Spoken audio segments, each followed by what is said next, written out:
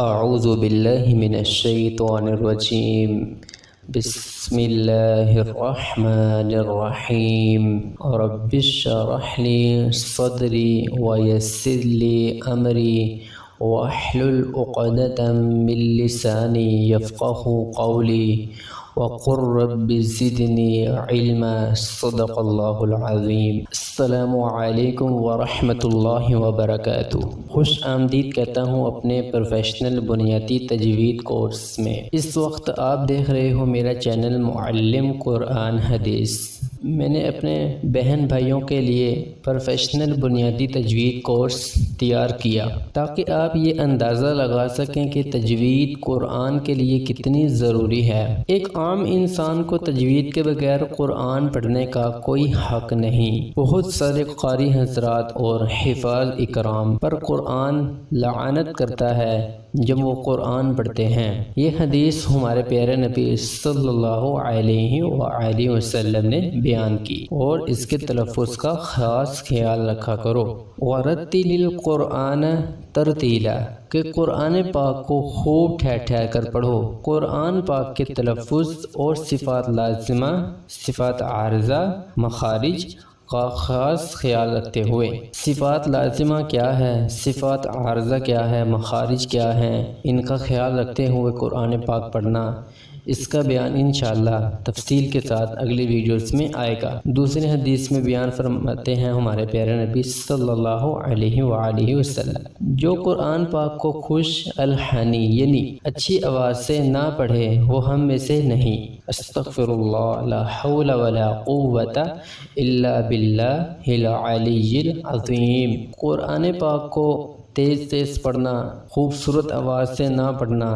جب انسان قرآن پاک پڑھ رہا ہوتا ہے اس کے الفاظ کو پورا ادا نہ کرنا، اس کے الفاظ کا حق ادا نہ کرنا، اس طرح کا قرآن پڑھنا نہایت ہی غلط بات ہے۔ تو اگر آپ اس طرح کا قرآن پاک پڑھ رہے ہو تو اس سے اچھا آپ قرآن پاک کھول کے دیکھ لیا کرو، پڑھنے کی آپ کو ضرورت نہیں، کیونکہ اس طرح کا قرآن پاک اگر آپ پڑھو گے تو آپ کو گناہ کے سوا کچھ نہیں حاصل ہوگا۔ قرآن پاک کو عربوں کے لب و لہجہ میں پڑھو، یعنی عربوں کی نقل اتارا کرو۔ اس لیے ہمارے پیارے نبی صلی اللہ علیہ وآلہ وسلم نے فرمایا، کیوں نہ کہ ان کی زبان عربی تھی، وہ قرآن پاک کے تلفظ کی ادائیگی میں بہت زیادہ مہارت رکھا کرتے تھے۔ اس سے ہم اس طرح اندازہ لگا سکتے ہیں، مثلا ہم ایک اردو کا جملہ لکھتے ہیں، انہوں نے بلایا، اس کے ساتھ ہم ایک عربی کا جملہ لکھتے ہیں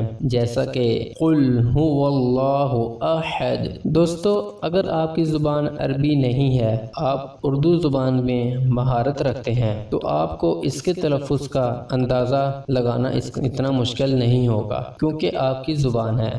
آپ کو اس کے تلفظ کا اندازہ لگانے کے لیے حرکات کی، جسم کی ضرورت نہیں پڑے گی۔ انہوں نے بلایا، اگر آپ دیکھو کہ میں نے یہ جملہ لکھا ہے انہوں نے بلایا، اس کے اوپر کوئی حرکات نہیں ہے۔ مثلا اگر آپ کو اردو نہیں آتی تو آپ کو اس کے تلفظ کا نہیں پتہ ہونا تھا، جیسا کہ آپ اسے پڑھ دیتے، انہوں نے بلایا، بلایا کی جگہ بلایا بھی بول سکتے تھے۔ عربی زبان کے اندر حرکات کی غلطی کی وجہ سے معانی چینج ہو جاتے ہیں۔ معانی چینج ہونے کی وجہ سے بہت سارے نقصانات پیدا ہوتے ہیں، جو کہ اب آگے دوسری مثال سے سمجھتے ہیں۔ مثلا قلبن، قلبن ہم لکھ لیتے ہیں، قاف زبر قا، قاف زبر لام قل، با پیش بن، قلبن۔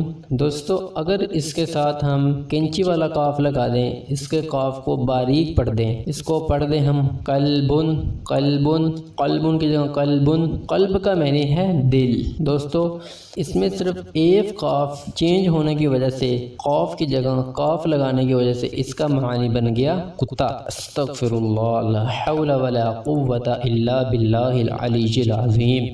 دوستو اب تو آپ کو اندازہ ہو ہی گیا ہوگا کہ قرآن پاک کے لیے تجوید کتنی ضروری ہے، اور جو بغیر تجوید سے قرآن پاک کو پڑھتے ہیں ان کو بھی اندازہ ہو ہی گیا ہوگا کہ قرآن پاک کے لیے تجوید کتنی ضروری ہے۔ تجوید کا معنی کیا ہے؟ علم تجوید سے کیا مراد ہے؟ تمام عربی حرفوں کو ان کے مخارج صفات کے ساتھ ادا کرنا تجوید کہلاتا ہے۔ علم تجوید کا لفظی معانی جودہ سے نکلا۔ جودہ کا معانی ہے خوبصورت بنانا، کسی بھی چیز کو خوبصورت بنانا، کسی چیز میں حسن پیدا کرنا علم تجوید کہلاتا ہے۔ دوستو اس مثال کے اندر اگر ہم اس کو ایسے سمجھیں گے اس کو کہ خلقنا کو اگر ہم تیزی سے قرآن پاک پڑھتے آ رہے ہیں تو اگر ہم اس کے پڑھ دیں خلقنا، اس کا الف ہم کھا جائیں خلقنا کا، تو اس کا معنی بہت سارا چینج ہو جائے گا۔ جیسا کہ خلقنا کا اگر ہم الف پڑھیں گے تو اس کا معنی بنے گا پیدا کیا اس نے، مطلب کہ اس نے پیدا کیا۔ اگر ہم اس کا الف کھا جائیں تو اس کا معنی بنے گا ان سب عورتوں نے پیدا کیا۔ استغفر اللہ۔ دوستو اوپر خلقنا کا الف کھانے کی وجہ سے کتنا معنی چینج ہو گیا۔ تو آپ نے آج کی ویڈیو کے اندر یہ اندازہ لگا ہی لیا ہوگا کہ قرآن پاک کے لیے تجوید کا ہونا کتنا ضروری ہے۔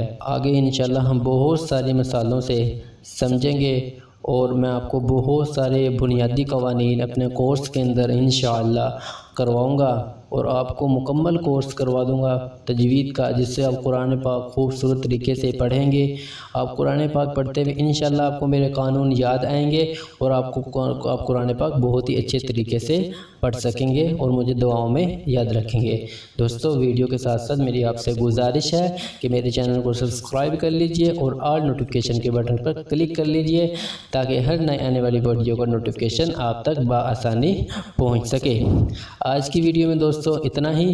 آج کی ویڈیو میں ہم نے سیکھا علم تجوید کا معانی، قرآن پاک کو علم تجوید سے کیوں پڑھنا چاہیے اور علم تجوید کی اہمیت۔ انشاءاللہ اگلی ویڈیو میں ہم علم تجوید کے بغیر قرآن پاک پڑھنے سے کون سی غلطیاں ہم کرتے ہیں جن سے بہت سارے معانی چینج ہو جاتے ہیں، جیسا کہ ہم نے سیکھا قلب کتنا معنی چینج ہو گیا، دل کی جگہ کتا آ گیا۔ استغفر اللہ، لا حول ولا قوت الا باللہ العلی العظیم۔